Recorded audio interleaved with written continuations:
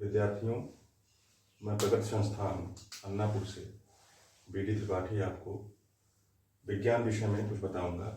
इसके पहले वाली क्लास में आपने वसा में जो घुलनशील विटामिन थी उसके बारे में चर्चा हो रही थी। ए और डी का आपने पूरा परिचय प्राप्त कर लिया है।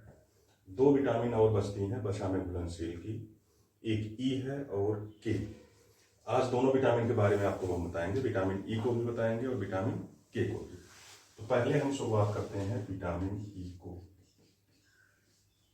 विटामिन ई, इसका जो रासायनिक नाम है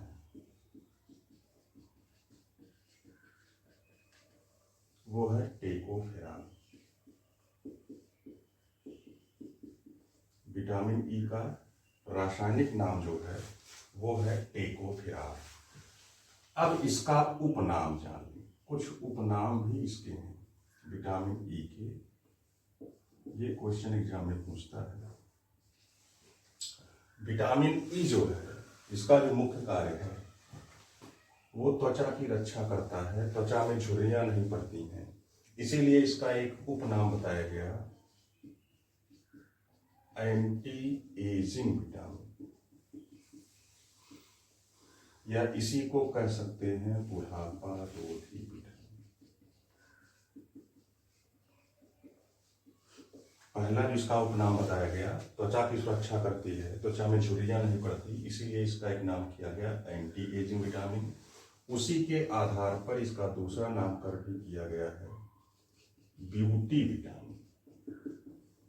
एंटी एजिंग विटामिन और ब्यूटी विटामिन।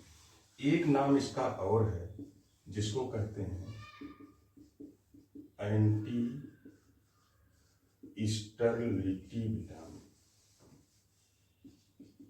या हिंदी में कह सकते हैं बाझपन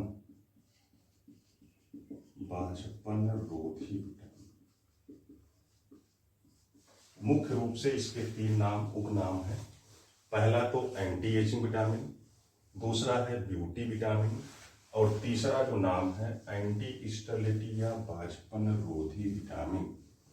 एक इसका नामकरण और है जिसको कहते हैं एंटी कार्सिजेनिक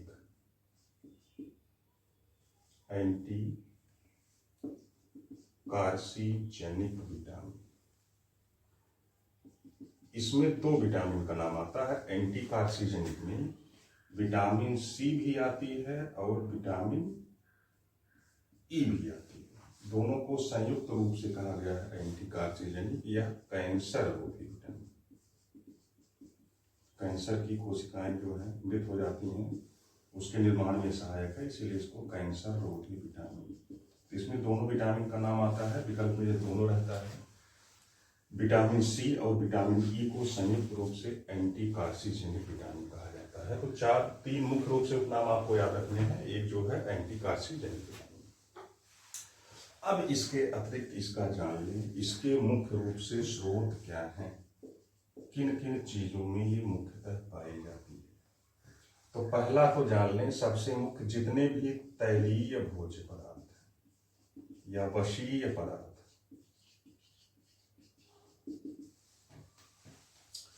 जैसे सोयाबीन का तेल हो गया या सूरजमुखी का तेल हो गया, मछली के तेल में भी पाई जाती है मछली का तेल। इसके अतिरिक्त अंडे की जर्दी में भी पाई जाती है। दूध से बने पदार्थ जो पनीर इत्यादि हैं, दूध या पनीर, उसमें भी पर्याप्त मात्रा में पाई जाती है। तो स्रोत इसका जो होगा मुख्य रूप से वशीय पदार्थ, चाहे सोयाबीन का तेल हुआ, चाहे मछली का तेल हुआ या सूरजमुखी का तेल हुआ। उसके अतिरिक्त अंडे की जर्दी, दूध या पनीर, इन सब चीजों में ये पर्याप्त मात्रा में पाई जाती है विटामिन ई। अब जान ले इसकी कमी से रोग कौन सा होगा। विटामिन ई की कमी से कौन सा रोग होता है।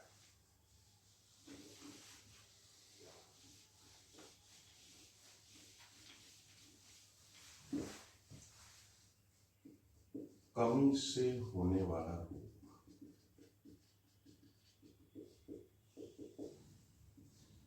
क्योंकि इसका उपनाम है बाझपन रोधी है, इसलिए जो रोग होता है, दो चीज जानी, मेल और फीमेल। मेल में इसकी कमी से नपुंसकता और फीमेल में इसकी कमी होगी तो बंध्यता या इसी को कहते हैं बाझपन।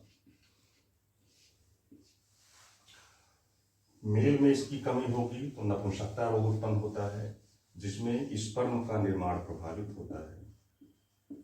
स्पर्म का निर्माण प्रभावित होगा और स्पर्म वाहिका जो नलिकाएं हैं वो भी प्रभावित होती हैं, जिससे नपुंसकता आती है।